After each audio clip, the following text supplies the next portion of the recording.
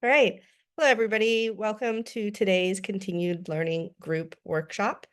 We are having an interactive policy discussion on compost legislation in the state of California. So first we'll be joined by Nick Lapis, policy analyst for Californians Against Waste, that will be discussing a little bit about how concepts and ideas get turned into bills that are authored that are then introduced to the legislator and then get turned into laws and then go through a rulemaking process, just so we all get a nice refresher on how the legislation is being made and the different points and junctures that community composters can access that policy making. We do want to make this accessible to everyday people, so we're hoping to keep it really lighthearted and not that dense.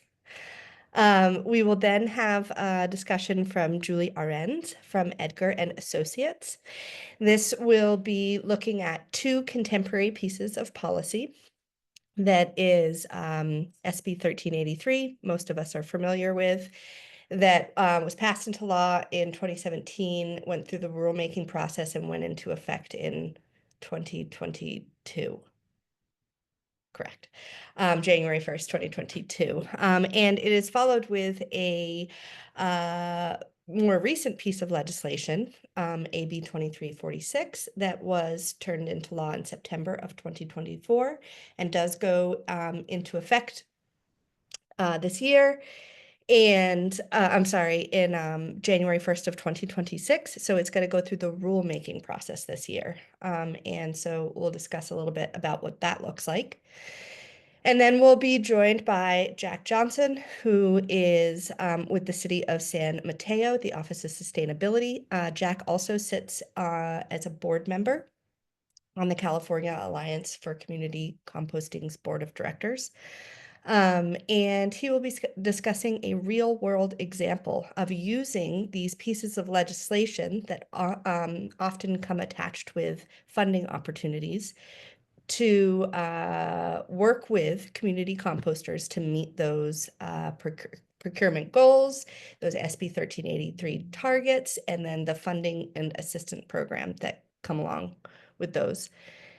And then if you'd like to kick it with us and you're having a good time in this policy party, I will be hosting an optional 1 hour policy advocacy writing session after that. So that's a moment where we get to digest all of the information we've just thought about. We get to kind of compile our thoughts about where we stand on these pieces of legislation, and if we're in general agreement with them, or if we find that there's places to improve them, and who to write a letter to and what to say in that letter. So nothing's predisposed. We're actually really interested in this discussion today and where that's going to take us.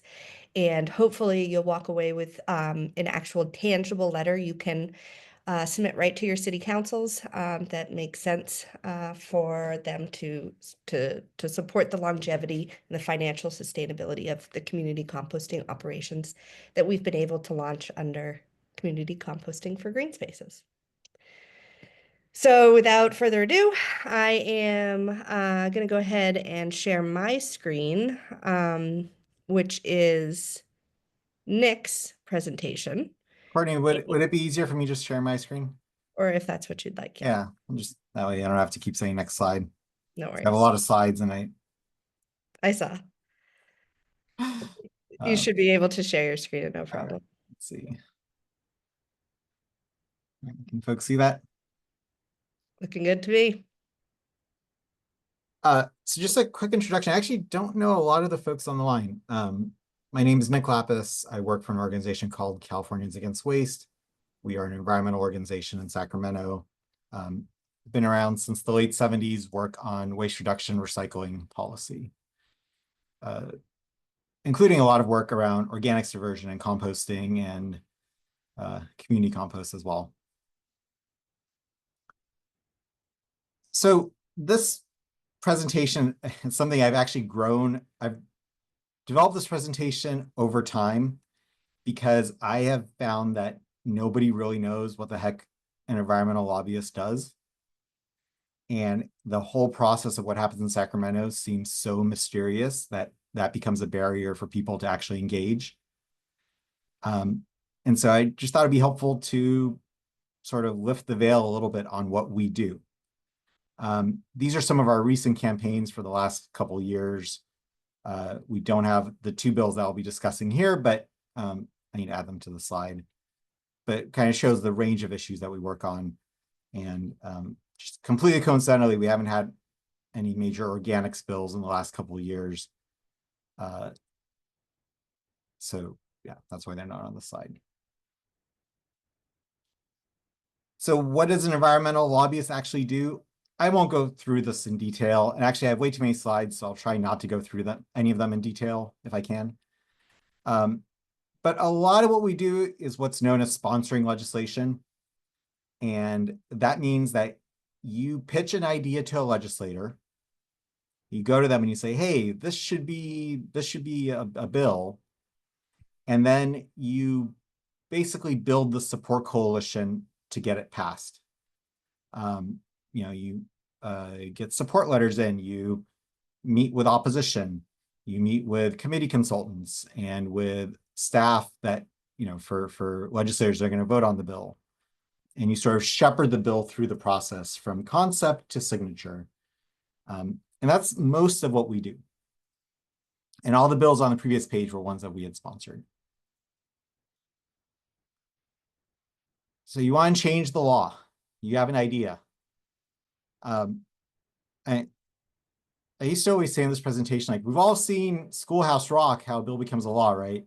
And then I realized that I'm not sure anybody under 30 has seen Schoolhouse Rock. But basically, this is the Schoolhouse Rock version of how a bill becomes a law in California. It gets introduced in either of the houses, either the Assembly or the Senate. It goes to one or more policy committee, followed by usually a fiscal committee, then a vote of the entire body in which it gets introduced. Then it moves to the other house and starts over and does the same process all the way through. And if there are any changes, it goes back to the first house for a concurrence vote. So just a quick up or down vote concurring on the changes. Then it goes to the governor, and if the governor signs it, it becomes a law. This is sort of the easy part. But it's not that simple. And I mostly just really like using this graphic. It's a still from some random video that somebody made about the ACA. And then I just like the poor bill going through the process. So I'll use a couple examples of our bills from last year. Kind of give you a sense of what I mean by it's not that simple. So the first example I'm going to use is expiration date reform, which is an issue we've been working on since 2016. Basically, in 2013, a report came out called The Dating Game. And it was written by NRDC, Dana Gunders, when she was over there before she went to ReFed. And she wrote this report basically identifying expiration dates as a leading source of food waste. Because a lot of people get confused about what the terms mean, and they end up throwing out stuff when it's perfectly fine because they think it's gone bad. And this is the picture on the right is a marginal food waste abatement cost curve, which is basically a analysis of different strategies to reduce food waste, how much they cost, and what the benefit could be.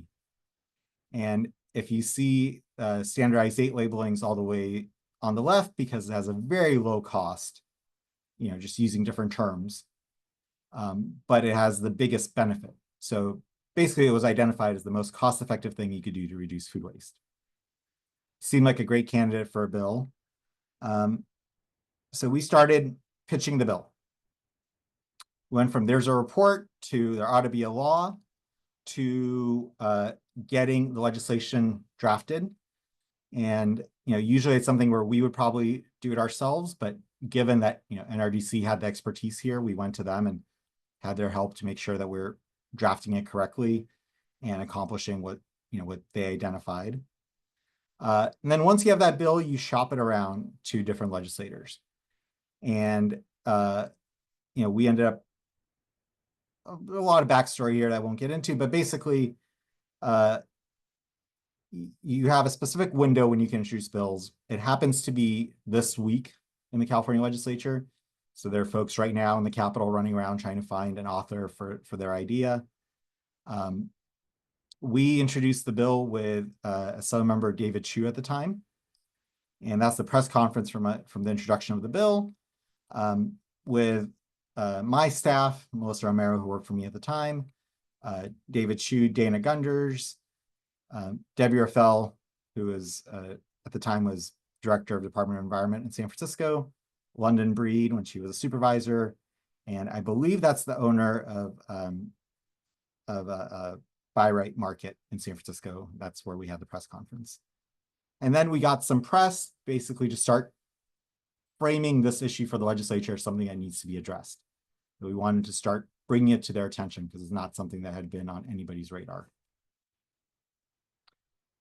Like I said, the first step is you go to a policy committee, right? So we went to a policy committee. It was the health committee, the Assembly Health Committee. And what does the sponsor do? The sponsor tries to build support for the bill, testifies in committee. So this is the letter we submitted. Again, this was an issue no one had heard of at the time. If you look at the letter, it's all kind of do-gooder enviros. And then that's the opposition letter on the other side, which has all the biggest companies and some of the biggest companies in California, from the Chamber of Commerce to the Ad Council to the retailers and the grocers and the Grocery Manufacturers Association, et cetera. The stills are still the lobbyists for the time, the GMA, now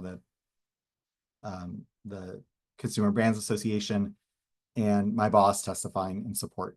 So my boss in support, the brands in opposition, and the bill died. We came one vote shy of it passing from its first hearing.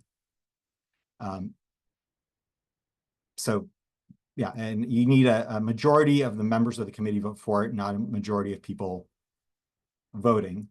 And so even though we had a lot of abstentions, all those abstentions counted as no votes, and we end up coming one vote shy. However, because the bill was introduced, the industry agreed to voluntarily implement basically exactly what we proposed. And, that was kind of a win, I guess. It started the conversation and got them to take it seriously, which they had not before. And they're proposing using the exact same terms that we required in the bill and the exact same formula we had in the bill, basically. We came back the following year with David Chu and introduced a bill to voluntarily codify that. So instead of a mandate, we made it the state policy for the Department of Food and Agriculture to promote these terms. And that bill passed and was signed by the governor. But again, purely voluntary, no mandate. And the industry said they would roll this out within 2 years. And this was in 2016 when we did this bill. So it's 2017, we do the voluntary. And surprise, surprise, a couple of years later, the researchers started looking and the brands did not actually voluntarily do what they said they were going to do. We probably could have all predicted that, right? But we sort of already had them on record saying that this is the solution to this big problem. And, then there's a little pandemic that happened that kept us from coming back to work on the issue. But we end up bringing it back in 2023. And so when we reintroduced it in 2023, there's a different legislator because David Chu is no longer in the legislature. It was Assemblymember Jackie Irwin. Basically the exact same bill we had last time, but now we had proof that the voluntary approach doesn't work. The press conference for the reintroduction of the bill, only reason I have this up here, and this is almost like an inside joke with myself, is the fact that it's a different legislator and then different staff for CAW and for NRDC at the press conference. So sometimes these issues last, people change, but the issues keep moving through. Again, got press on this issue, pitched it to reporters, did a sign-on letter getting support for the bill. If you can see, we got more press this time, but also we got more support and a kind of broader range of supporters. One of the big changes is we reached out to the food banks and worked really closely with them because this is a big issue for them as well.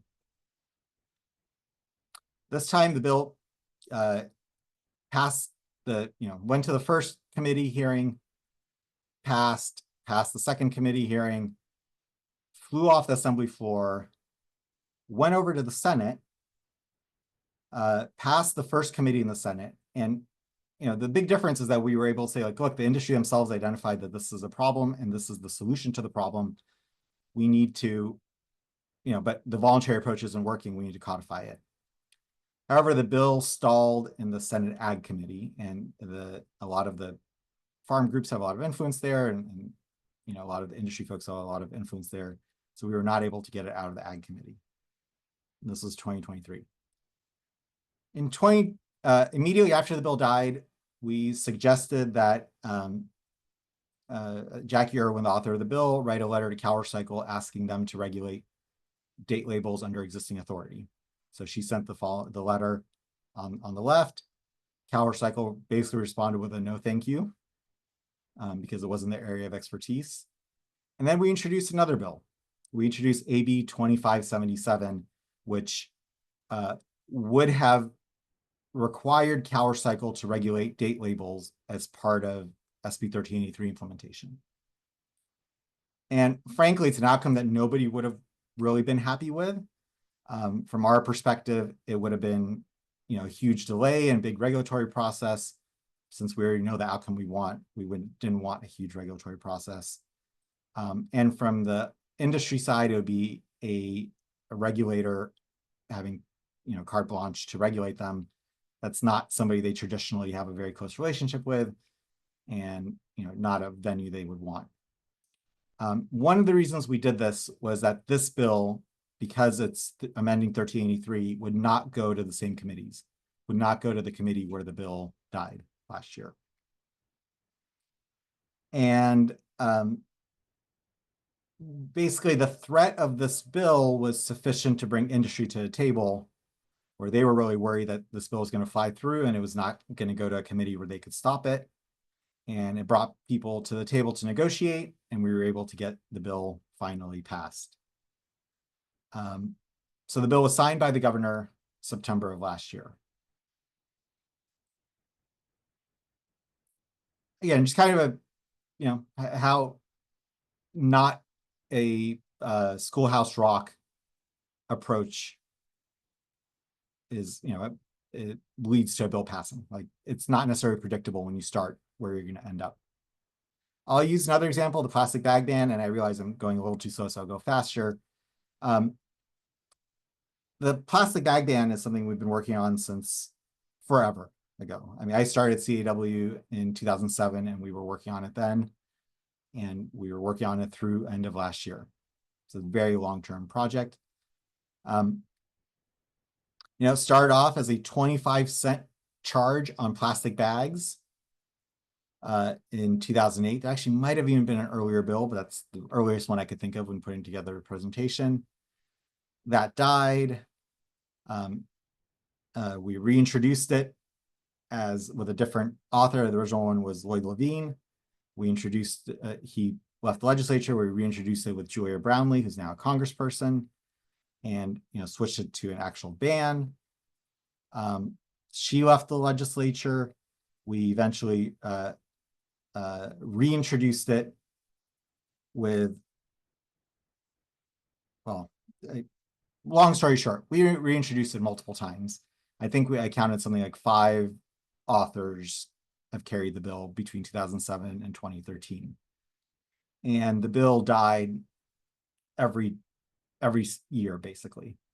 And the industry was heavily opposed. The plastics industry spent a lot of time and money on advertising and lobbyists and creating fake front organizations and all sorts of, tactics to stall the bill.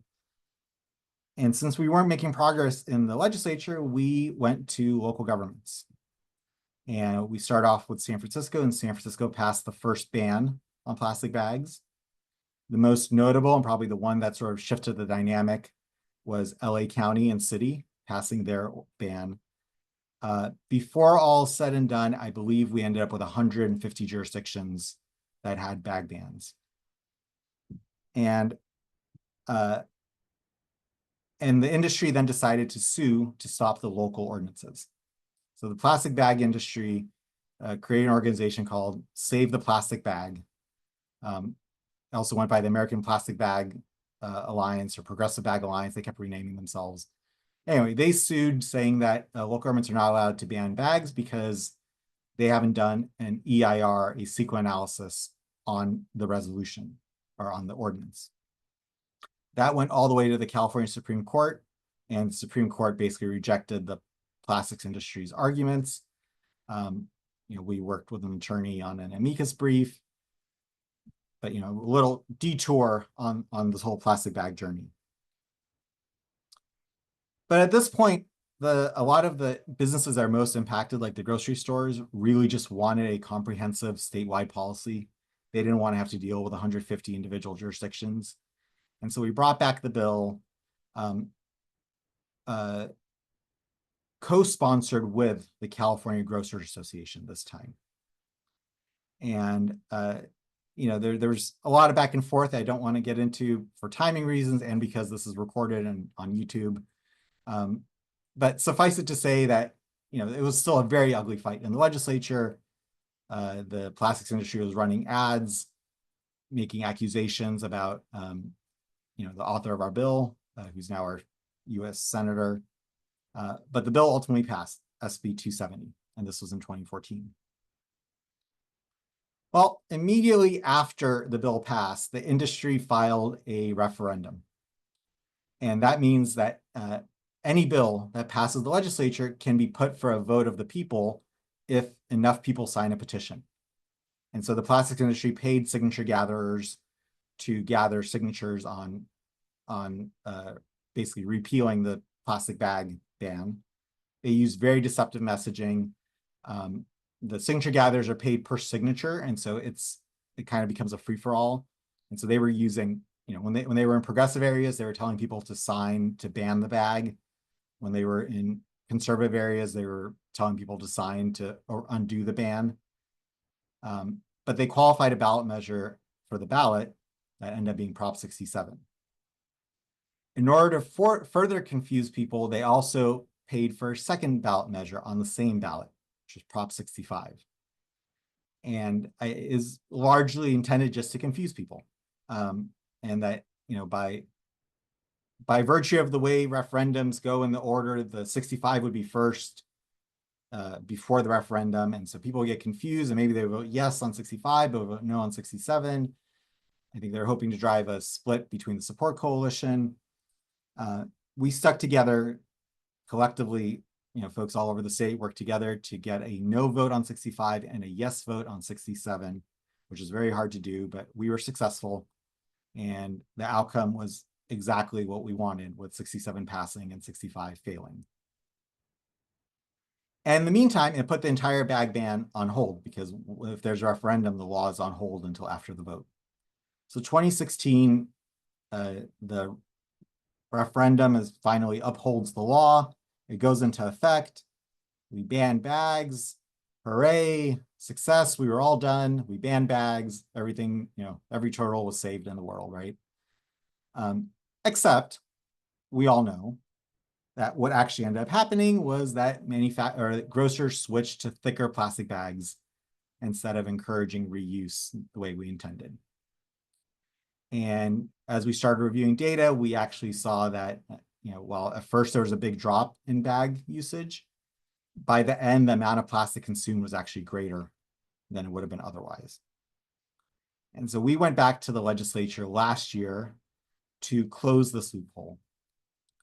And I'll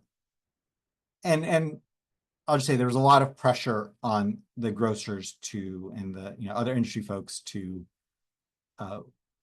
find a deal, find a compromise on this. The Attorney General subpoenaed the plastic bag manufacturers, asking them for proof that their bags are recyclable. There's also a private lawsuit filed against several chain stores in California, basically saying that they're not allowed to be handing out the bags. So there's a lot of motivation for industry to come to the table. And SB 1053 was introduced last year that banned the thicker bags. And the bill passed, and basically now the thicker bags are also being phased out. But that's all to say that how a bill becomes a law, while important, is almost not relevant. Because realistically, it's like, yeah, there's a bill and it goes through the process. But really, if you want to be successful, you have to use all the tools in your toolbox, whether that means multiple bills, local ordinances, press outreach and editorials, regulatory pressure from agencies, encouraging research, academic research, filing suit when necessary, or even going to the ballot. We never can predict what the path we will take on an issue once we start working on it. But if you are willing to use all the different resources, you can kind of make up the gap in power between all the powerful folks who have very influential lobbyists and big campaign contributions and a small NGO working on advocacy. And I'll leave it there. I think I'm a couple minutes over, but I'll leave it there. I don't know, Courtney, if you want to do questions at the end. That was excellent. Yeah, I will open it up for a short round of questions. You can either use the reaction button at the bottom of your Zoom to raise your hand and I will pick on you, or you can write your question in the chat and I will pose it out loud for you.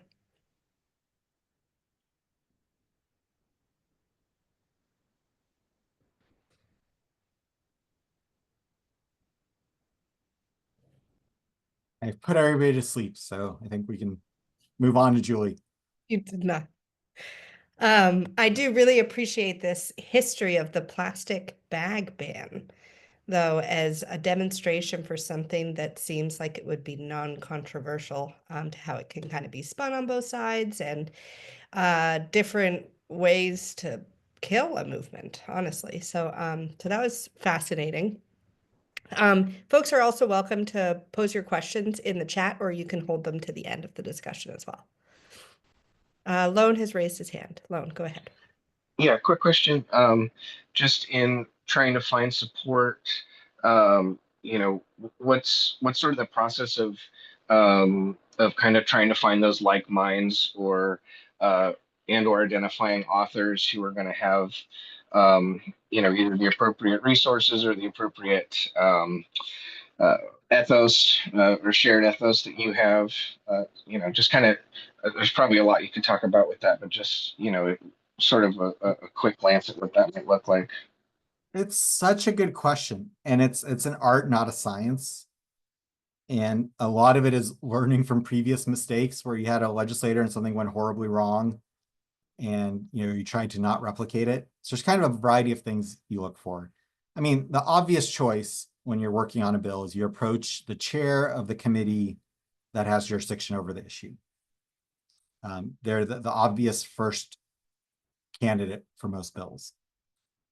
Other than that, you look at who is influential, who has an influential chairmanship in the legislature, or is part of the leadership of the house that they're in, or is a very prolific fundraiser, or has some other overarching reasons why people would defer to them. And those are kind of the obvious things that most people do. I put a lot of stock in looking at their staff, because I actually find that staff tend to be almost a better predictor of the outcome of a bill than the legislator. Because the legislator will only be as prepared as their staffer prepared them. And just in general, there's a wide spectrum of staff when you're sponsoring a bill, from those who basically let the sponsor do everything, where you You fill out every background sheet for every committee, you fill out every fact sheet, you write the words that the legislator mouths while they're presenting the bill to staff that are very, very involved in negotiating and meeting with stakeholders. And so having good experienced staff who are passionate, but also know their boss and know their boss's district is usually a big priority for me. And then the other thing is I like to look for unusual allies. An environmental bill carried by a San Francisco member is going to be received differently than one carried by a Central Valley member, right? And without going into any specifics or naming legislators, this is all obviously being recorded. I like to find that connection with the legislators who are not necessarily looking for environmental bills, or maybe have more of a moderate reputation. There are downsides to that as well, in that the lobbyists tend to go directly to them. They basically think they can go around you and go directly to the legislator, and a lot of horror stories there. But if you combine that with good staff that you can trust, and it's an office where you build a relationship over time and they trust you, that's been our most winning combination. So it sounds like there might be kind of a balance between trying to find a more industry maybe leaning or more stakeholder leaning legislator versus a more regulatory or environmental leaning, uh, you know, uh, somebody who has more of a track record in environment versus someone who has a track record with industry, for example. Yeah. And sometimes we end up with a legislator who's just the perfect sweet spot of sort of being an undercover environmentalist, where people think of them as being, moderate, pro-business, but they actually really care about environmental issues and they have good staff. We just had Susan Eggman term out of the state Senate. She's one of those examples of a legislator from Stockton, from an agricultural family who I think people always assume was fairly conservative, but she actually was really passionate about our issues, passionate about the environment. She had fantastic staff. And so we ended up doing 15 bills with her in the 13 years she was in the legislature, just because it was such a, good combination there. Awesome. Thanks so much. Nick, I actually have a question. I think a lot of the organizations that are members of the California Alliance for Community Composting, plus ourselves, are nonprofits. And as we know, when you get your IRS determination, it does pose some restrictions on the type of lobbying that you could do. So I was wondering if you could just clarify what direct lobbying is versus grassroots lobbying, which is usually kind of the modus operandi that all the nonprofits go and use. Yeah, and I'm cautious to give legal advice because this is very, something you have to be very careful about. Sure. C3 organizations can opt in to, there's like an option to opt in. And if you do, you can use up to 20% of your budget to lobby. Realistically, I think most of the time we're working on a bill, we're not knocking on doors in the Capitol trying to explain or trying to convince somebody to vote yes or no. We're meeting with stakeholders, convening stakeholders, trying to build a coalition to support. And none of that is lobbying. All of that is just doing the mission of the C3. And the actual lobbying is not a big chunk of what we do traditionally. That said, there is this distinction between direct lobbying and grassroots lobbying. And grassroots lobbying would include like asking your members to call somebody to vote yes and on something.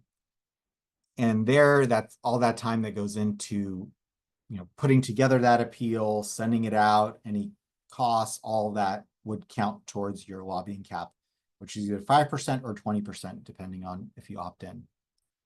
Most organizations that are very active in Sacramento create a C3 and a C4. So that's what we have. We have Californians Against Waste, and we have the Californians Against Waste Foundation, with the foundation being a C3 and Californians Against Waste being a C4. And we try to be careful to limit our lobbying to the C4 and obviously underneath the cap for the C3.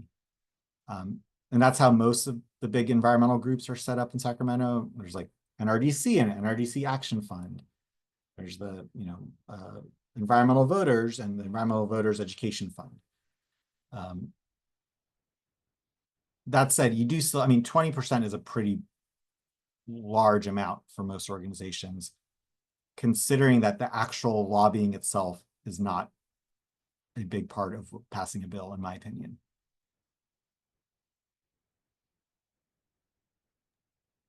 Thank you for that. Let's see, double checking the chat.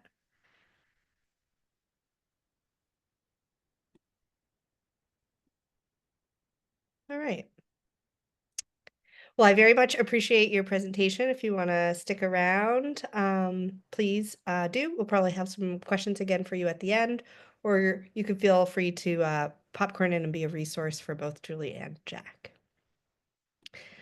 Now we're going to switch gears, and I'd like to introduce Julie Arenz, who is the Sustainability Associate at Edgar and Associates.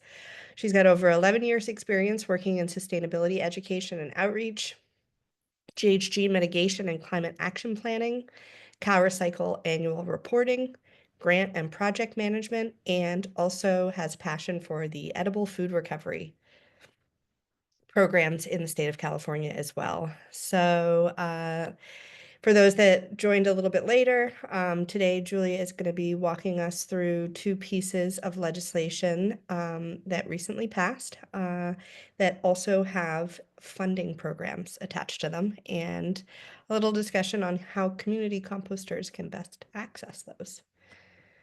Julie, would you like me to share your presentation, or would you like to do it yourself? Sure. Thank you for the introduction. I can go ahead and click through it if you don't mind, and then that way I can share the tool as well. Excellent. So,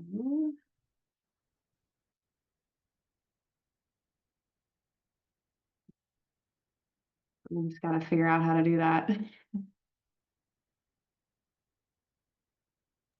Here we go. I think I have, here we go.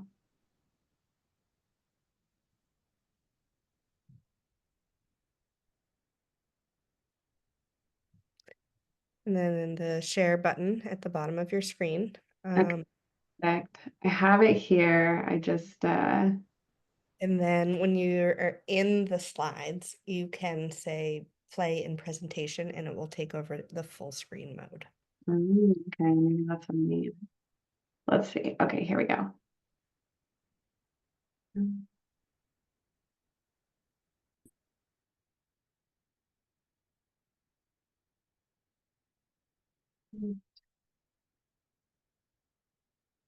Okay, can you see my screen? Not yet. Okay. There we How's go. that? Okay, great. Okay, well, thank you so much for the introduction, Courtney, and thank you, Nick, for that presentation. I think it was a great overview, and yeah, really interesting to see how everything played out with the plastic bag ban. So looking forward to seeing where we go with that next in California. So I am going to be talking about how we can access funding for community composters in California through meeting SB 1383 requirements. So I'm going to go over SB 1383 a little bit. I know that that's something that we're all fairly familiar with, as well as some local assistance grant funding that is currently available. So I'm with Edgar and Associates. We are a boutique consulting firm for solid waste companies in California. And then in addition to that, we also have our sister lobbying firm, California Compost Coalition.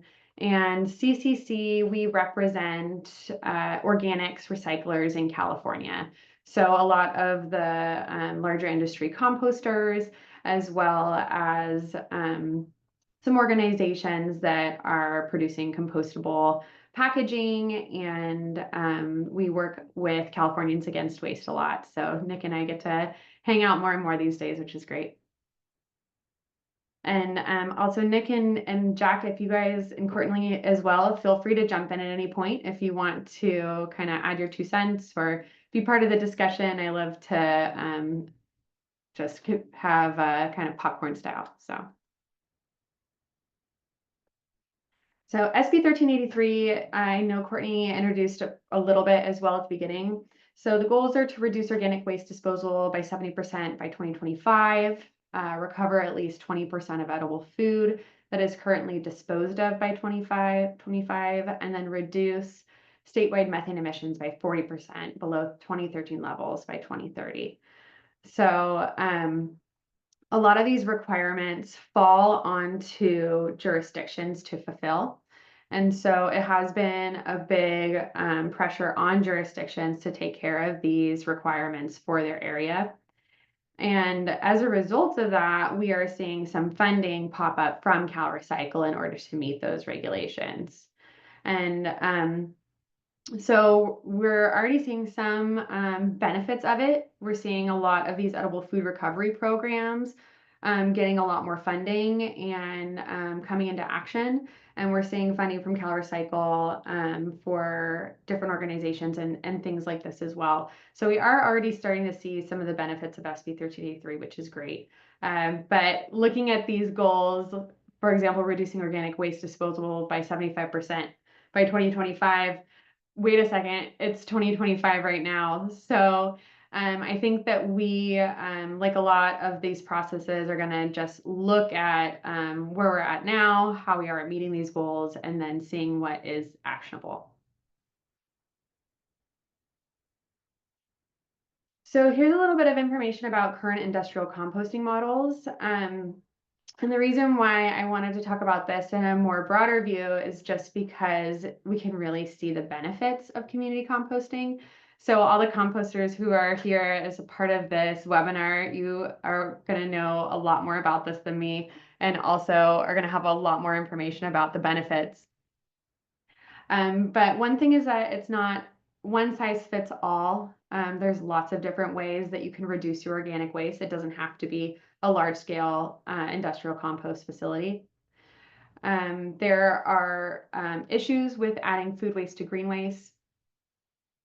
And it can be very costly in rural areas. Kind of going back to that one size fits all issue, it creates a lot of vehicle miles traveled on the road. And if you're in a rural area, it can be really difficult to try and get your organic waste out to a composting facility, 4 hours away or even 3 hours away. It can be really far to travel with all of that material. Large composting facilities have require a lot of time and money to permit, so it can push things out a long ways to be able to actually have it be functioning in your area. And then food waste has been creating a contamination issue and can make it so that the compost is difficult to market. A lot of the times we'll see that jurisdictions don't want it if there's a lot of contamination, and we've seen some issues with that. So why community composting is a solution? So this is where, like I was saying, you guys will know a lot more about this than I do. And I know that there are just so many great benefits to having something smaller scale in your community. It's locally based. You don't need a permit for a community compost, or if you want to do something that is smaller scale, there are less permitting requirements. Community benefits, food access, education. It can increase your housing value. So if you have a community compost in your area, it can bring up the quality life and the social structures as well. There are health benefits, health values, and then job opportunities and expanding the workforce. So here is a little bit about community compost regulations and what qualifies a community composting site. So it has to be 750 square feet and 100 cubic yards is the limit. So it makes it so that you're exempt from a solid waste facility permit, and that you can go ahead and just do your composting on site without having to meet any of these California requirements.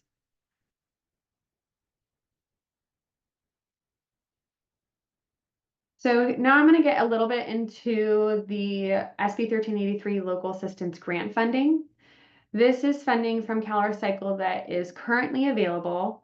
In this process, jurisdictions have already applied for the local assistance grant funds, and now they have either received the funds and can get spend the money and get it reimbursed, or they have the funds already, the CalRecycle gave them the money, and now they are sending in reconciliations. So it just depends on how your jurisdiction has done it. The money has to be spent by April 1, 2026. So there's a fairly short timeline here, a little over a year, where a jurisdiction is going to need to spend the funding, or they have to give it back to CalRecycle.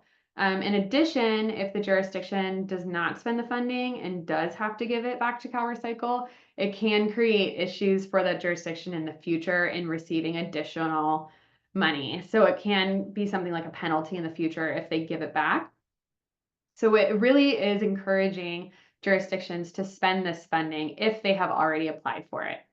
It can be spent on many different ways to meet SB 1383 requirements.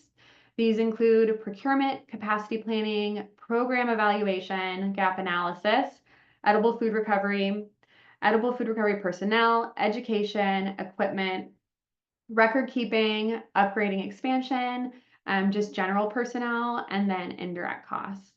So we have seen that this funding has been a little bit tricky to access, especially for edible food recovery organizations, because of certain restrictions. For example, if a jurisdiction wants to support a food recovery org or a composter and provide equipment to them, we've seen this equipment has to actually be owned by the jurisdiction, so then they're liable for it. So if it's something like, you know, a truck that they would want to provide, or large scale equipment, jurisdictions have been a little bit hesitant because they're on the line for the liability of it. So there's some nuances to it where it has been a little bit difficult, but in general, the funding has been accessible. And when I'm going to provide a tool that we can look at that shows the funding that's available by jurisdiction, so we can take a look at everyone's jurisdiction and see exactly what funding that might be available for you.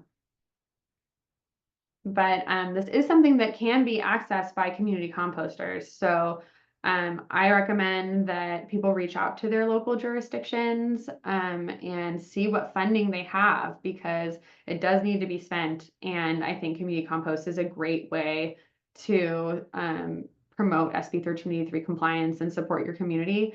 Technically, it falls under capacity planning, but I know that Courtney would argue that community composting can be something that falls into all of these categories of supporting SB 1383. So it's not just capacity planning, but it does a lot more. So one of the aspects of SB 1383 is procurement. So procurement requires a jurisdiction to purchase a certain amount of recovered organic products in order to meet their procurement requirements.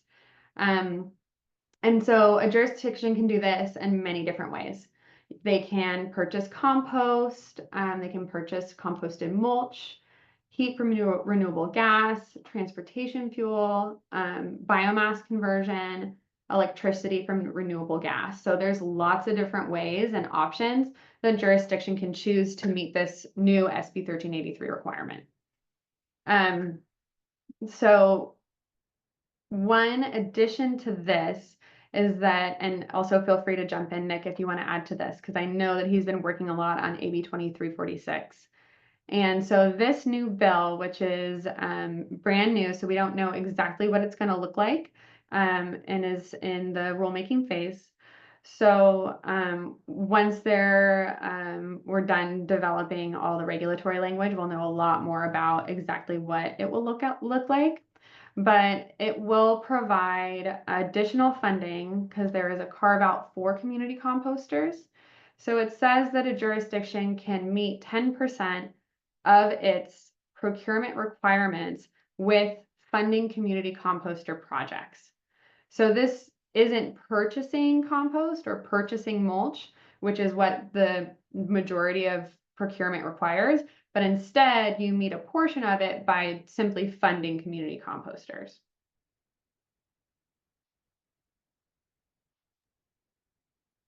I'll just add really quickly, Julie. Mhm.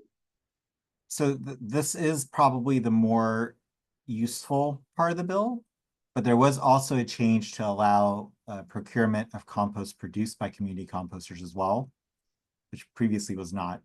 That was actually Jack Johnson's idea that eventually made it into the bill. There's a special call out for the excluded tier at CalRecycle, plus vermicomposting and mushroom composting.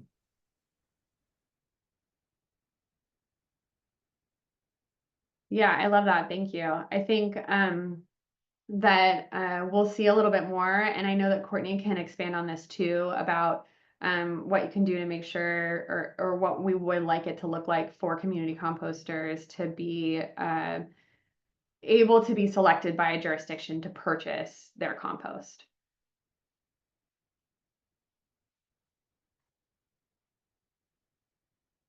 So with the combination of the local assistance funding and the new funding through procurement, which would be an annual funding, and that's something that I'm really excited about, is that it can be a sustainable source of funding for community composters. So with the combination of those two things, we developed a new tool where you can search your jurisdiction and see what funding is currently available now. And then in addition to that, look at a projection of what we think might be available for community composters if they're able to access that 10% of funding. So this doesn't include what you might be able to sell in terms of tonnage or cubic yards, like what Nick was talking about. So that would be in addition to this funding that we're going to look at now. And then I'm going to go ahead and just share the tool that we're looking at. And it uses this calculation on the bottom here. So I use this as an example just to get a little bit nerdy with the math. So if you say, and it's based on your population for your jurisdiction. So you say you have 100,000 people in your jurisdiction, you times it by 8%, and that gives you 8,000 tons of organic waste that's required for your jurisdiction to purchase. And so then 10% of that equals 800 tons. And so Courtney provided this number, this $21.38, as an estimate of what we think it might be for the funding. But if you take that 800 tons times the 2138, you're going to get $17,104 available for funding for community composters. So that's just a little bit of how the math works. And so we developed this tool, and this just has a little bit more information about both sources of funding. In addition to that, another bill that recently passed is AB 2902. And so this extends exemptions for rural jurisdictions. So these jurisdictions that are in this list right here do not have to meet their procurement requirements until 2037. And they actually have additional SB 1383 requirements that have also been pushed out. And so I included them on the sheet so you could see, first of all, the local assistance grant funding, but also so you could see, I guess, in 2037, what this might look like. But unfortunately, because of this 2902 bill that passed, funding for these more rural areas is not really going to exist for over a decade, which is a pretty long ways out. But this is kind of what it looks like. And so you can go through each of your jurisdictions and see, you know, each piece of the puzzle. You can see your population, what your target of organic waste is, and then 10% of that and what that funding would result in addition to the local assistance funding. I'm wondering if anybody wants to shout out their jurisdiction, and we could plug it in here and see.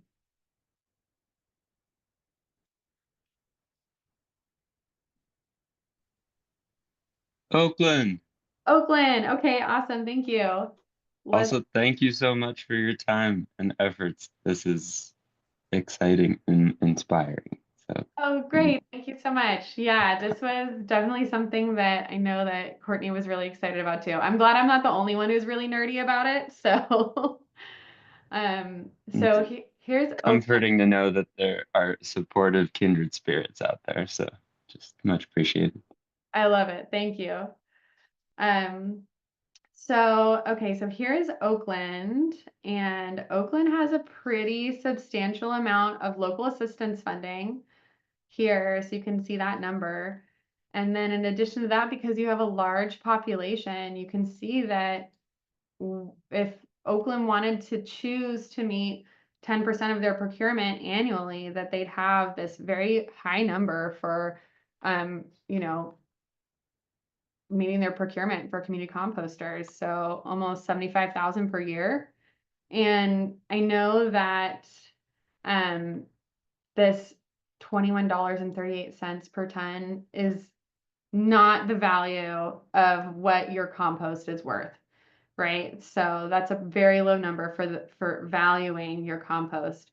But in terms of creating a funding mechanism, I think that it is nice to see that there is going to be some funding available. So hopefully that's something that you can talk to your jurisdiction about, see if you can encourage them to select this option. And it's money that they have to spend anyway. They have to meet these procurement requirements. So in trying to encourage them to do it in a way that supports their local community, that's great. That's a win-win all around. So I was able to upload the preliminary draft tool that Julie is pointing out here on the shared screen into the chat. Once we kind of have a good overview with it, we'll send it around and we'll also make it available on our website. And then, Julie, I just had a really quick clarifying question. Where it says on your previous slide and also here in the third column, is it talking about tons of finished organic products or tons of organic products? So they're looking for finished compost, not organic waste. We're wondering what would qualify as tons of organic waste? What do they mean by that? So this is using the procurement target that's set out from CalRecycle. So this is actually a mulch ton equivalent. And based on the procurement calculator that CalRecycle provides, they base everything on the mulch ton equivalent. And then separate from that, you would then convert your mulch ton equivalent, which is that 0.08, to a separate organic product. So you would do an additional conversion to find a cubic yards of compost in terms of a target. Does that make sense? And it does make sense. My next question is going to be that conversion rate for tons, short tons to cubic yards is going to be a bulk density equation, correct? Yes, yeah, I believe so. So that, yeah, would be an additional conversion, and it's also, yeah, exactly. And we can provide that as well for that additional part of the new bill where you could, you know, purchase community composters products in cubic yards. Amazing. And then the local assistance grant funding has the funding would go to create capacity planning for diversion, correct? So when they talk about short tons there, they mean actually material that was diverted from a landfill. Yes, exactly.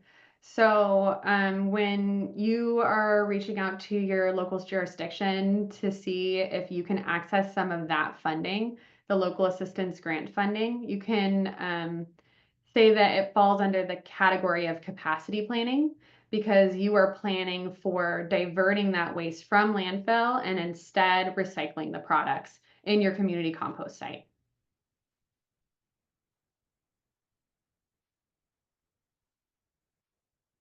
But I know that we have worked with jurisdictions in the past, and Edgar and Associates, we represent several jurisdictions and help them spending their grant funds. And a lot of them, a lot of these jurisdictions, they really do want to fund local options, and they want to be able to use the funding to create programs that are going to help them long term. Because it's a one-time funding, we're most likely not going to see a lot more of this type of funding out of CalRecycle, at least over the next 4 years. We don't really expect to see a lot more. And so this is kind of the last hurrah for organics planning and creating programs for jurisdictions. And a lot of these jurisdictions are kind of behind the curve, so they haven't even really started their planning. Some of them are great and are way on their way and know what they're doing and know how they're spending the funding. But I think there still is a lot of opportunity for community composters to access some of this funding.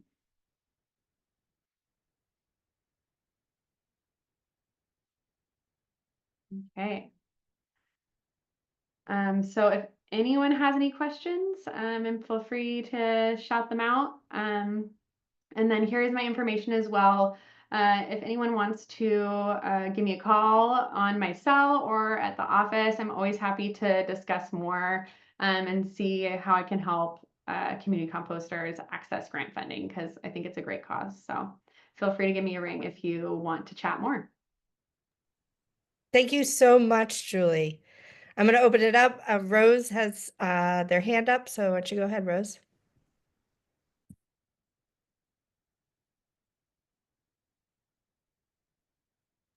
Can you hear me? We can hear you. Sorry, I'm actually in the middle of composting. I'm at South Lake Sustainable Communities. I've been working with them since like November. Before that, I was at Community Root Farm up in Oceanside, but probably some of you know, some of you don't know. The farm is closing due to discrepancies with the conservative church that we were leasing the land from. So that is very sad. But we're here. We have buckets from a school that we picked up today. I was at a school nearby and we diverted pounds of edible food. This work is super important, so I just wanted to say thank you to everyone who's here and like advocating for this, because it really does make a difference. I had a little girl here today and she was sprinkling mulch into the new pile, and she said she was seasoning the pile with pepper. It's really important for people to have this access.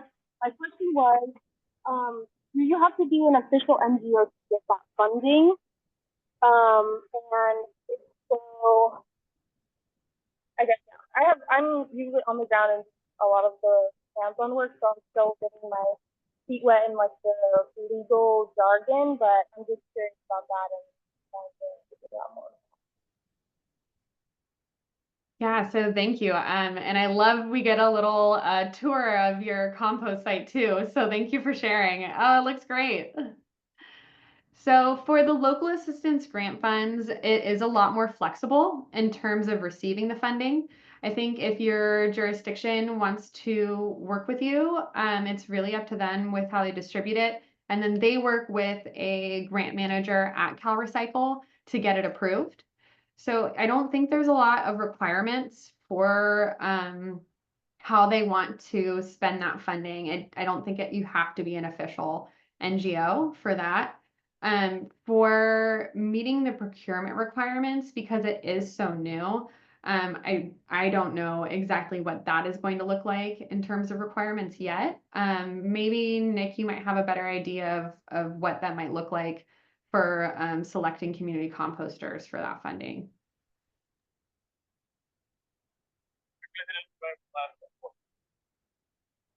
I don't necessarily know. I mean, I don't think there's a limit. I know CalRecycle is planning to put out a guidance document on 2346 implementation really soon, but I'm guessing it'll be more focused on the other parts of the bill. And I know that CAW and California Compost Coalition, our goal is to make these bills actionable. We want to see the funding accessed and used in the proper way so that it does support community composters. That's the goal of that carve out in the bill. And so as lobbyists, we want to make sure that that funding is actionable and it is accessible. So that's something that we are going to look at and are going to try and promote as the rulemaking process continues. And so I think when we get that guidance document, we'll know a little bit more. But for procurement, we're still kind of in this early phase.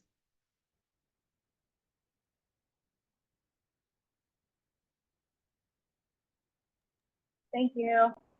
Awesome. Okay, well, thank you so much. I am happy to talk more with anyone about contacting your local jurisdiction. And I know that a lot of what the workshop that Courtney's doing is going to be addressing contacting your jurisdiction too to access some of that funding. Julie, just one more question for you before you go. Oh, sure. So our understanding also is that the jurisdictions can set their procurement targets on a 5-year period. And we're wondering, does that actually translate into setting up how much potential money there is there for 10% of a procurement to happen for the next 5 years? So we can see how much the total pot would be between now and 2030 and approach our jurisdiction with, say, maybe a 5-year plan within what that budgeted amount would be. So I do know that that is something that the new procurement bill is going to allow for, is to look at different ways to decide how much funding you have to spend or how many organic tons that you need to procure. And most likely it will, jurisdictions are trying to figure out the way that they can spend the least amount of money. So acquire the least amount of organic tons, and there's different ways to look at that. Right now there's a tool out from CalRecycle for recommending the targets. And so that's where I pulled that information from. And that I believe is through 2027.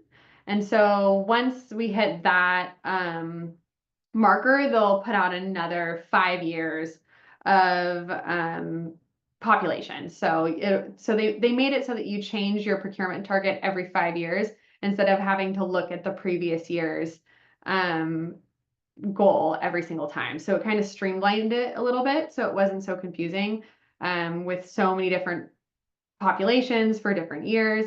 So once we see a little bit better what the new procurement bill will allow for in terms of analyzing your procurement requirements, we'll know that a little bit better.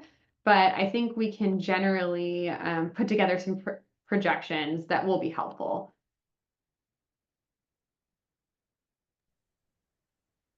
We're looking forward to it. Okay, great. And if you all are finding this conversation interesting, please stick around for the 1-hour optional letter writing, because we're really going to get in to the nitty gritty of what this proposed $21.38 per ton actually translates in and what is viable and affordable for cities. And that part also, by the way, will not be recorded. So we can feel free to have a little bit more of a open-ended policy discussion. So with that, I want please give a warm thank you to Julie. And we are going to switch over to Jack's presentation. I am extremely excited to introduce Jack today. This is actually his first time participating in a continued learning group or a policy discussion with CACC. But I have been really grateful for his political advising over the years. Jack comes to us from Colorado, where he was able, along with others, to start one of the largest rural compost collection programs in the state. He works really effectively and closely with facility operators, haulers, public business, community. And he's taken those skills as when he moved to California, and he first started out as the working at the Office of Sustainability for the County of San Mateo, and now currently works as the Waste Management Supervisor for the City of San Mateo. He's responsible for all the organics and recycling diversion programs, so he's really seeing this from a first-person lens and how this will play out on the ground. And he has also been integral with meeting some of these requirements, working closely with Fresh Approach, which is a CCGS participant in the County of San Mateo and also the San Mateo Rural Conservation Districts. So I'm really looking forward to what Jack has to offer, and I will go ahead. And would you like me also to share your presentation? Please share my presentation, and you can go ahead and skip to slide 5. Everyone before me has done such a good job on 1383. Hi, everybody. My name is Jack Johnson. I'm with the City of San Mateo. I appreciate that glowing introduction, Courtney. I'm going to have to hire you to do all my PR. I'm going to skip over all the stuff that Julie covered. It was really helpful. I'm just going to talk about what I'm doing and what the City of San Mateo is doing. So under 1383, my jurisdiction, the City of San Mateo, is mandated to procure 8,200 tons of compost each year. We can't hope to find places to apply all that compost in our city limits, so we had to look elsewhere for sites to apply it. From my work with the local Food System Alliance, I developed a relationship with the San Mateo Resource Conservation District, and together, when 1383 became enacted, we created a county-wide compost broker program run by the RCD that helped every jurisdiction in San Mateo meet a portion of their 1383 procurement by compost application within our county's physical limits on rangeland and farmland. This wasn't easy in a widely suburban or urban county such as ours. Rural counties have a lot more sites upon which to apply compost. We did this approach, and I have worked with other resource conservation districts because they're a natural fit for creating a circular economy for organics, as they were already working in this area long before 1383. RCDs were established in the 1930s in response to the Dust Bowl crisis created by poor farming practices that wrecked soil. So they are well poised to help create an organic circular economy. They have the soil and compost knowledge, and they know the farmers and ranchers who have the sites upon which to apply compost. I am trying to build and support diverse compost networks. Currently, I am contracting with 4 other resource conservation districts in the state, and they're located in more rural areas.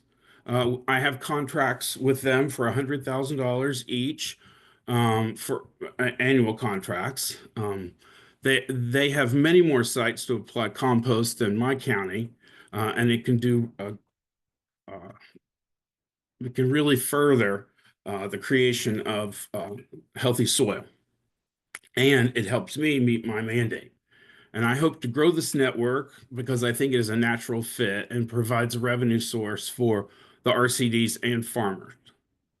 This is being partially funded by our 1383 local assistance grant, but that will expire in April 2006.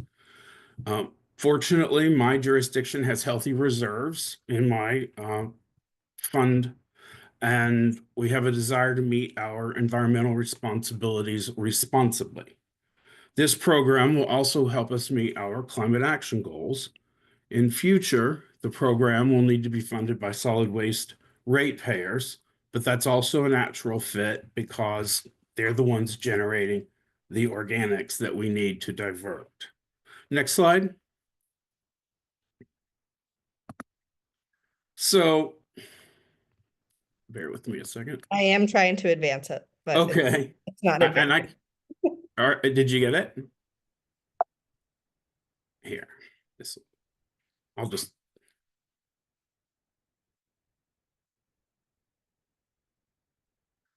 New for us is being able to meet a portion of our target through small scale composting allowed under AB 2346. Last year, when it was passed, it allows us to stand in support of community composting by making it easier for jurisdictions to meet their 1383 annual procurement target by supporting community composting through community compost infrastructure purchases such as spreaders and tractors and alternative composting methods such as vermicomposting and mushroom composting.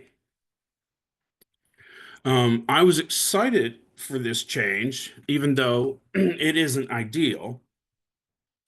For instance, 2346 allows me to meet 10% of my target of 8,244 tons at a cost to me of $21.38 or $17,650 a year. But that is far less than what commercial compost procurement would cost me. So it is an incentive to invest in community composting because I am now paying between $60 and $88 a ton with my other contracts, and that includes compost procurement, delivery, application, and all the admin costs for the RCDs. However, it is clearly less than the actual cost of a robust community composting program. So my plan is to invest in community compost in my city and leverage the difference between $21.38 a ton and $88 a ton. I am working on a proposal with Fresh Approach, which is a Bay Area nonprofit. They are working to build a resilient food and farm system through food access, nutrition education, urban agriculture, including compost collection, processing, and community engagement. I have worked with them on composting and nutrition programs for several years. It's my hope to support community composting through this contract at existing locations in my city. Fresh Approach will engage with existing community gardens, expand the existing compost collection program at our farmers market at our community college, and process it at a site operated in my jurisdiction by the University of California Extension. They will also conduct composting workshops, social outreach, and other types of community engagement. So I intend to support this pilot program for at least 3 years at $75,000 a year. It is unclear how much finished compost can be created through this program in my city, and if we can even process 824 tons of finished compost a year, given our sites and the community composting definitional caps. But if my target amount of 824 tons were able to be achieved, that would come out to about $91 a ton. And that's only $3 to $33 a ton more than I'm currently paying for compost. I think the community engagement, the resident involvement, and our on-site composting education, as well as a very clean finished compost, which could be branded and marketed, is well worth that difference. Even if community composting costs are never competitive with commercial compost, it more than makes up for it in producing a cleaner compost with fewer greenhouse gas emissions associated with transportation, much greater opportunity for local PR for compost in general and organics diversion, and far more and better hands-on education and outreach through composting workshops, community engagement, and the like. And that's all I have to say, and I'm happy to take any of your questions. Thank you, Jack. I'm gonna go through maybe some of these slides just to see if I missed anything that was important you wanted to show since I was stuck on the same You slide. didn't. I basically started at the last three, and I believe you had them up the whole time. The other things were more explanatory about what 1383 does, which was well covered by Julie.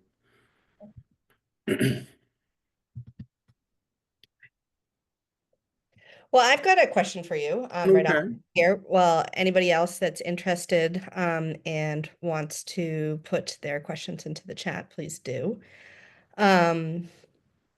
Actually, sorry, we've got one coming in already. So the question is, I'm in Tuolumne County and I'm Yay. benefiting from an RCD compost giveaway program. I'm guessing they are part of the system you are creating. Thanks. Who's that from, may I ask? Timothy England. Hi, Timothy. Yes, I've been working with Matt Lund with Tuolumne County RCD. I have got a contract with him.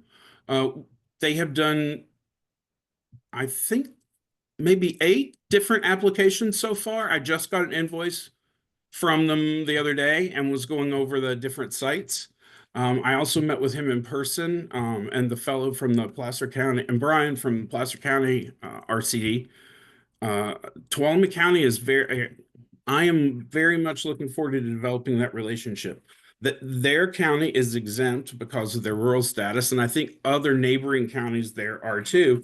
So that's a great site, a great location for application of compost. And I don't have to truck it from my city to there. They've got Oliveira, they've got a new relationship with an outfit out of Yolo County that we visited. It would be ideal if, the closer the composting facility is to the farms and rangelands where it's being applied, the less expensive it is for everybody involved. And the fewer greenhouse gases that are associated with it. I love this model. It doesn't pencil out in the same way that some of the what I'm beginning to call big compost outfits are doing, but it's a cleaner compost. It travels fewer miles. It gets actually applied onto farms and rangelands by people who know what they're doing. And I just think it's a better model than people who are involved in the race to the bottom. Yeah, I agree. No, I was really happy to see it. I'm curious if you could outline the other counties that you have relationships with for this Yes. program.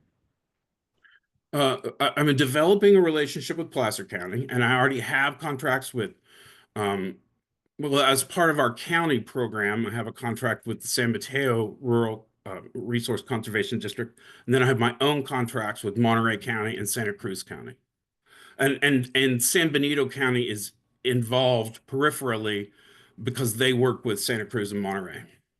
Okay. And to my knowledge, though, over in my area in Tuolumne County, I think Tuolumne is the only one that I know of over here that's running a program like this, that's receiving. To my knowledge, it is. It's the only one I'm working with. Okay, But cool. Matt is trying to expand awareness to some of the other counties that are out there. I don't know I'm from It's all right. Colorado and Kentucky. I don't know my California, Sierra Nevada geography the way I will eventually. Yeah, well, I'd love to connect with you outside of this and maybe try Certainly. to build some of those regional connections. I talked so much, I didn't figure out what your connection is. Are you running a composting site in Tuolumne So County? I actually work for the California Alliance for Community Composting. Oh, okay. I'm the regional coordinator out here in the Central Sierras. There's a lot of work to be done. Yeah, well, we're happy to accept any compost you bring this way. Thank you. Okay. We also have Justine on the line, who is the compost site operator for the Refuge Farm in Jamestown, which is in Tuolumne County. That is, yes. Hi, Justine.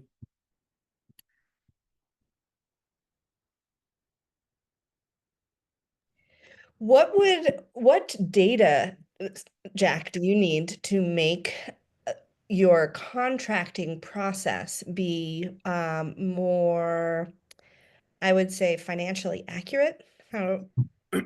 We have collected a lot of the price per ton as part of 2 rounds of Community Composting for Green Spaces grant program.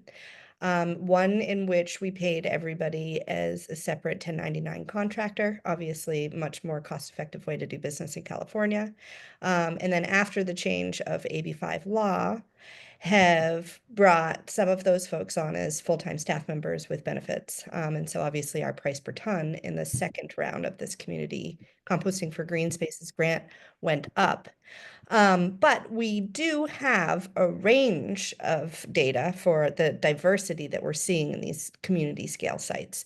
So some that are really heavily reliant on volunteer engagement can be done for a lot cheaper price per ton.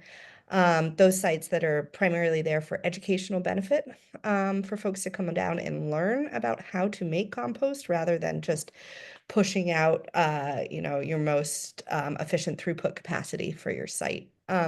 We also developed a calculator which helps, which we believe will help jurisdictions with capacity planning.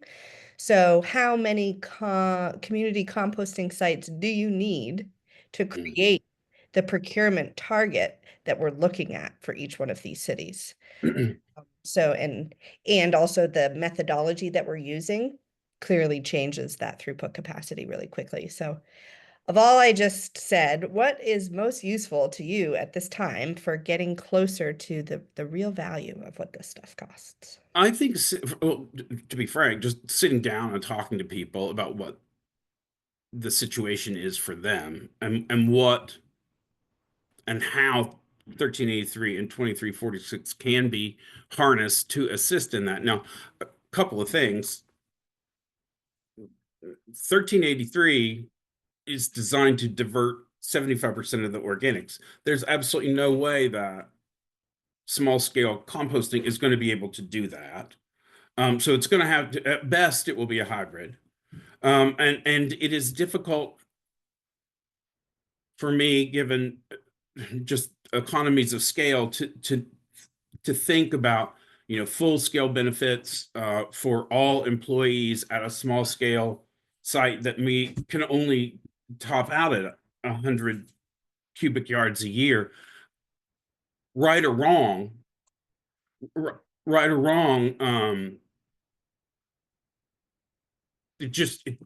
those are just two different things and doing two different goals. However, it doesn't mean that one can't assist the other.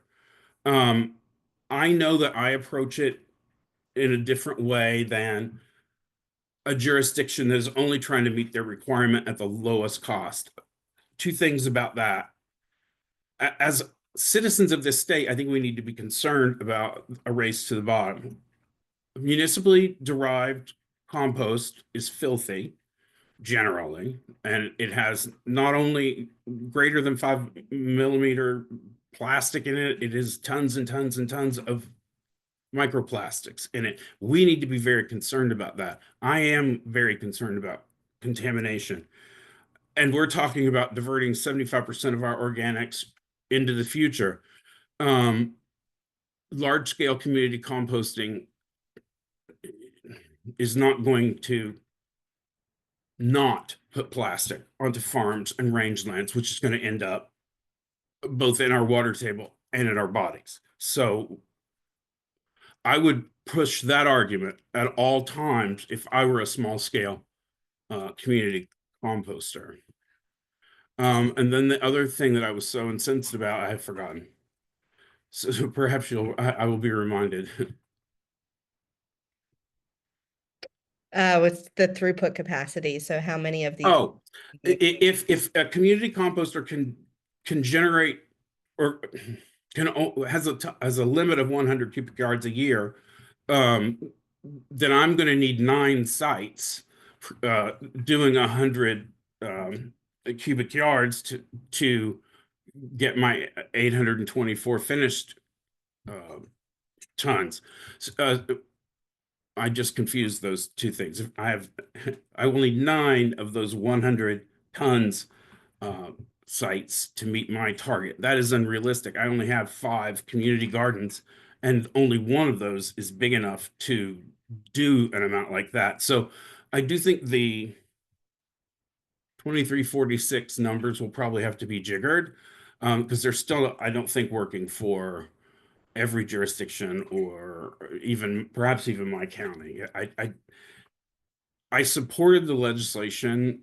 It is good to be thinking about these things, but I don't think any of us, whether at Cal Recycle or individual jurisdictions or small scale community composting, I don't think we really know what it means to compost everything that we generate and divert and compost everything that we divert.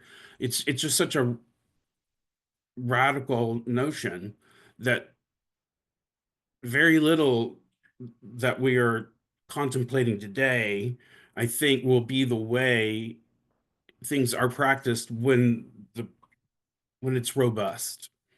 Does that make sense? Yeah, absolutely. I always like to point back to the Institute for Local Self-Reliance's food waste hierarchy triangle, which really focuses first on source reduction. And if we're really having the zero waste conversation, it's just going all the way back to the beginning of this workshop, how Nick started out with date labeling claims on food, just so that we can figure out how not to waste food in the first place. And then obviously with Julie's passion of using it to feed people and animals first, and then the local soil, decentralized networks, and some regional hubs. And if we're doing all of that right, then we don't have a need to go further down onto that triangle, which then touches on centralized facilities, mechanized facilities, waste to energy, anaerobic digesters. And then, of course, what we're trying to do is starve the landfills completely. So, really, when you say that point is, what is the future going to look like of food waste diversion? It's getting it more into this pocket of these real zero waste principles, which is not creating the food waste in the first place, and trying to make the system a little bit more efficient right from there, just so it's not overwhelmed before we even have the place to create all this capacity. If we could just get what that total target is down. And I just want to get the network in my city up and running, and I have the funds to be able to do that. I will not be able to claim that all of that if you're only looking at the bottom line, what I'm proposing to do does not make a lot of sense unless you start bringing in the education, outreach, and public engagement into it. But I think someday it will. And so I'd rather start running for the top instead of running for the bottom. Yeah. And then the other thing we like to say with that same thing of having it not be a race to the bottom is that this material never stops being food. And so if we start looking at for feeding the microbes in the soil and the worms in the soil, do we want to feed that a bunch of tiny pieces of microplastics, right? And so if we're starting to treat even finished compost as also food, just food for the soil, then I think that we would also start to look at how we make it a little bit differently as well. So if we have, I am sampling 5-gallon buckets of every compost of finished compost from every site from which one of my contracts is procuring. I'm having that tested through the Moore Institute for Plastic Pollution Prevention in Southern California for microplastics and plastics above 5 millimeters. I hope to be able to do some research into, well, what is that going to mean at scale throughout the whole state and annually compounded, and try to figure out, well, what is that? There's a financial cost to that, and to be able to apply that, which is an externality now, back onto the funding for cleaner sources of compost through smaller scale composting and green waste composting. The food waste has to be diverted, and I live in my jurisdiction is one of those that is sending plastic to be composted. Our residential stream is clean. It's our commercial stream that is not. But I am contributing to the problems, and right now we're not really taking that financial cost into consideration. I am trying to come up with some of the metrics that might assist in making that externality known.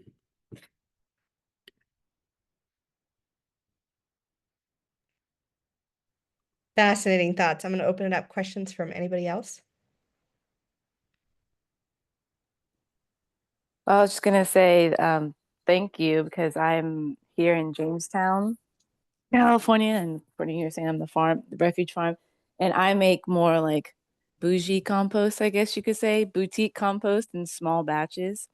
And I did apply for that free compost through the county to apply through my whole rangeland here at my farm.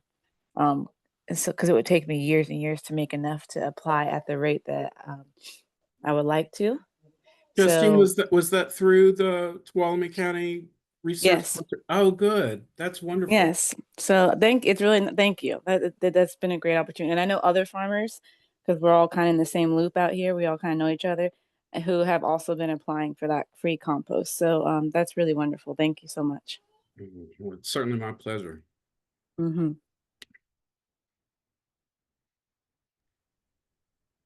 Maybe that's something that we could concentrate on in the future and gather together.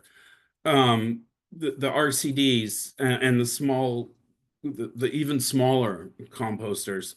Currently, the RCDs are getting it from commercial entities, but they're the more middle scale, not the huge ones. But there might be a partnership to be developed there. The conservation districts are still coming on board with this, and they're still learning about 1383 as a revenue source and as a means of sourcing compost for their clientele. It may not meet the CACC's definition, but I do think that there's a natural affinity there that we might ought to explore. Here's another dynamic I want to bring up and speak for some of the participants in the CCGS program, is that not a lot of these folks are creating enough compost, like what Justine just alluded to have excess supply to sell back to an RCD or to sell back to Healthy Soils Initiative or some other programs in California. But we do put it on the ground right where we're making it. And these are in low-income, chronically disadvantaged neighborhoods, because we're also trying to improve food systems as an end goal of really promoting community compost, so that we can create it as a resource to grow more food for people who need to be fed the most. And so what I think these folks want is to still get procurement credit for putting it on the ground exactly where they're creating it without ever even moving it. So to have the city buy it, what they've finished compost that they've created, and then they'll just put it right there on the ground on their farm. And I think 2346 allows for that, and sort of like just direct payments to a small scale community composter for, I think, both personnel and equipment. If not personnel, then at least equipment, and it's all expensive. Is that correct, Julie? I mean, it's basically at $21.38 a direct payment to could up to 10% of one's target, right? Yes, exactly. You don't have to purchase any compost in order to access that 10%. It's all about the funding. And then that 21.38 a ton is just a conversion equivalent. So it's a way for them to value it based on the population. And just to keep this discussion going and to give folks an idea of just how low that price per ton is, when we look at the cities in California on the tool that Julie developed, hers is expertly organized by county and then by city in alphabetical order. I created the same list, but I ranked the cities by size. So if you take the top biggest cities in California out of the discussion because most of us are working in smaller than that. And you start at the 11th ranking city. The most amount that you can get per year for the next 5 years is $55,000 a year to support community composting. And that goes down to an average of about $3,025 per year for a city in California, if you're looking at all of the cities. So with an average of $3,000 a year, what do we plan to accomplish with that at $21.38 a ton? And so I think that argument is what we would like to spend the next hour on, just hashing it out, what our thoughts are on that, and how we could influence the rulemaking process of determining what is exactly behind this price per ton. And Nick, to bring you back into the discussion too, before I can totally let this point go, is that our understanding also was when AB 2346 was first introduced, but maybe after it got signed into law, it kind of dropped off, which was that they had a multiplier for the tons of finished products that was based on like GHG targets rather than a price per ton. And if I'm remembering that incorrectly, please let me know or you have more information Yeah, on it. and we were trying to remember the specifics. It was definitely an idea that was floating around. I don't believe it ever made it into the print in the bill, but it's an idea that was floating around, and I'm not 100% sure I remember who ended up rejecting it. It was, I mean, it's a really big bill. That was a big coalition process. And so, you know, there were a lot of moving parts through the year. I do think it is a very good idea to have a multiplier for community compost. Similarly, so, you know, there are two things we kind of advocated for most strongly in this bill. One was adding community compost. The other was adding edible food recovery. And both of which are very similar in that, you know, you're talking about pounds instead of thousands of tons. The scale of, and you know, you're talking about nonprofits and volunteers, and the scale just is completely drastically different from a commercial composting facility. And so I would definitely advocate for both community composting and edible food recovery having a multiplier, you know, to actually make it worthwhile to invest in those projects. I think there's an opportunity, if I may, just respond to that. Rose has their hand up, but I also am with NICRA and on the Zero Food Waste Committee, and we are having a lot of DEI discussions relative to 1383, food recovery organizations, and both food recovery organizations working in edible food recovery and small scale community composters are very volunteer driven, and that is not being factored in and that's a wonderful justification for a multiplier, and it's also a way, I think, for to the degree that people have, or to the degree that jurisdictions have DEI initiatives, that's a way for them to meet those goals. And jurisdictions' climate action goals are just now starting to sort of take in how 1383 and composting and carbon sinks and that sort of thing can further that goal. And I am working with Rincon and Associates to actually study that and put numbers to it, so that that other tool can be engaged, which makes it much more palatable to city councils to spend money in this fashion.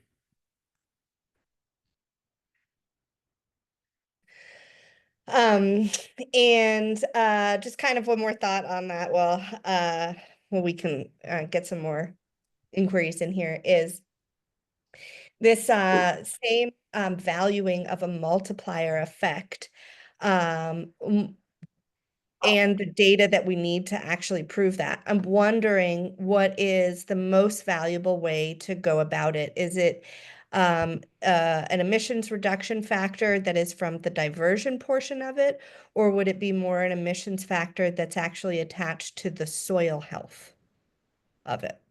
Specifically, if we're talking about procurement, what makes the most sense here? I think that's a Julie question.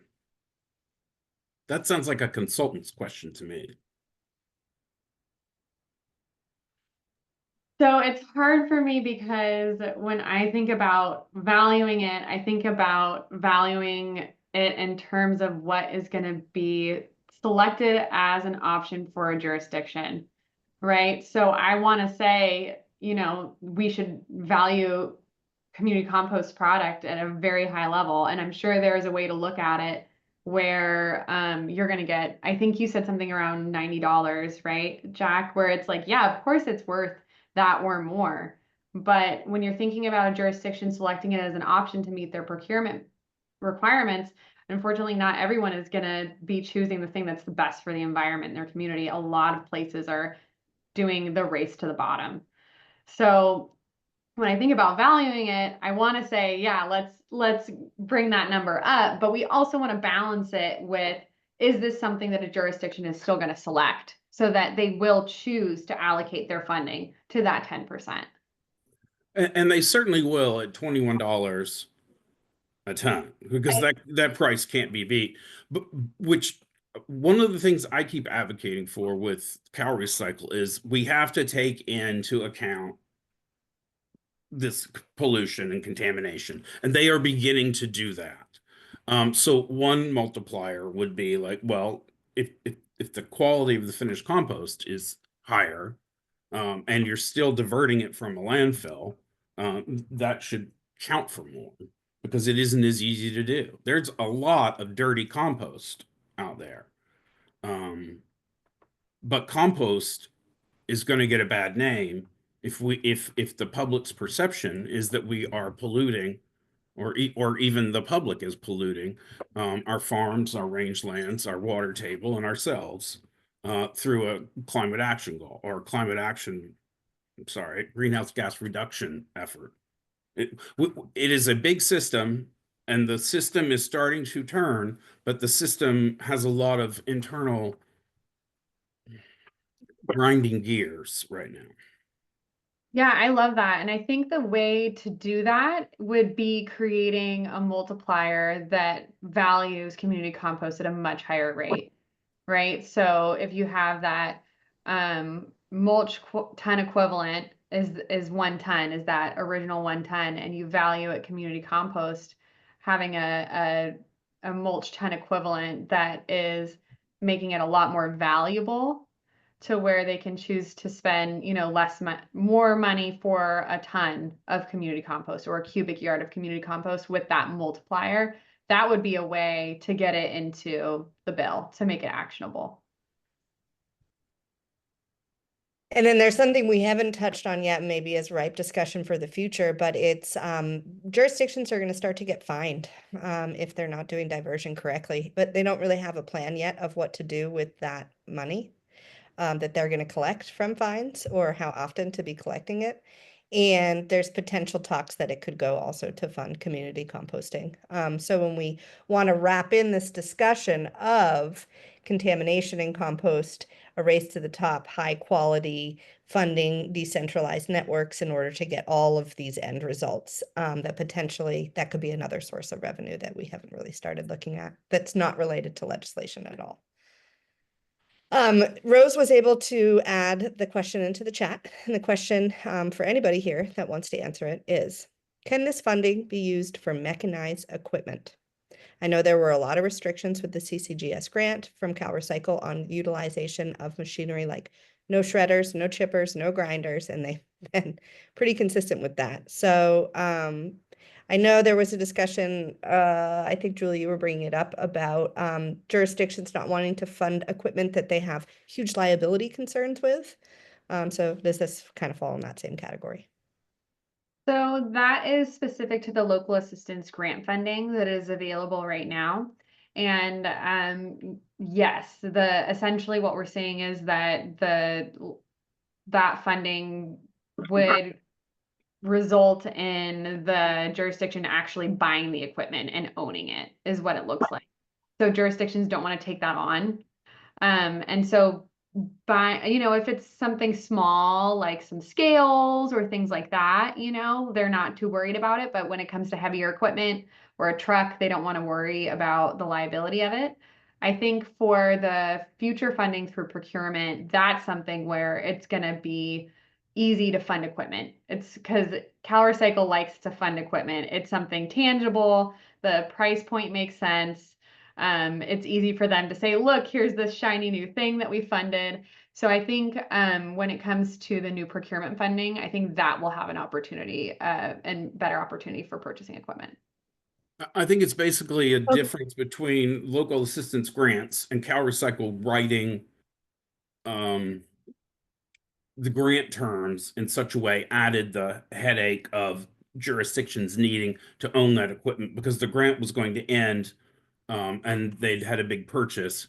And it's different for 2346, which is saying, it's sort of it's much freer, I think. One other thing I think that we need to talk about for community composters is that it doesn't, I don't have to spend money just in my jurisdiction, whether for 1383 compost procurement or for 2346.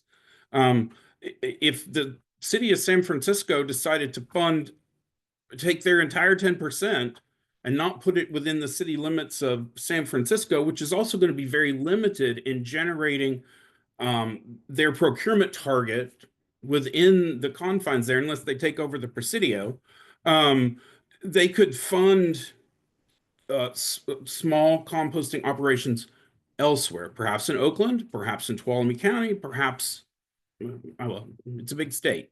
But so I wouldn't restrict if I were a small scale community composter, I would not restrict myself to serving only my jurisdiction. I would look elsewhere. And the bigger the city and the more dense and urbanized, the more desperate they are to find sites and places to procure their target. That's a great point. Yeah, I'll second that. Well said. And that's why, kind of collective advocacy in this letter, which we're about to draft, is going to be so important because we can easily shop it out to all those jurisdictions at the same time. Well, we've got 2 minutes left. I do want to open it up and make sure that everybody's burning questions were able to get answered. So feel free to just speak out loud or put it in the chat. This has been very helpful for me. I appreciate your all's time and consideration. Thanks, Jack.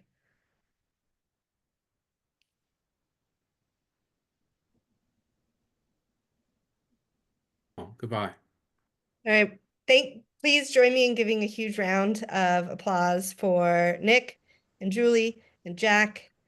We're really grateful to have such qualified policy analysts, environmental lobbyists, city council on our sides to just help us think through these problems, because we're composters, we're not policymakers, we're not lawyers, but we are the experts here and we have the most information to influence policy to head it in the right direction. So thanks for teaching us how to do that. We really appreciate it. Thank you all.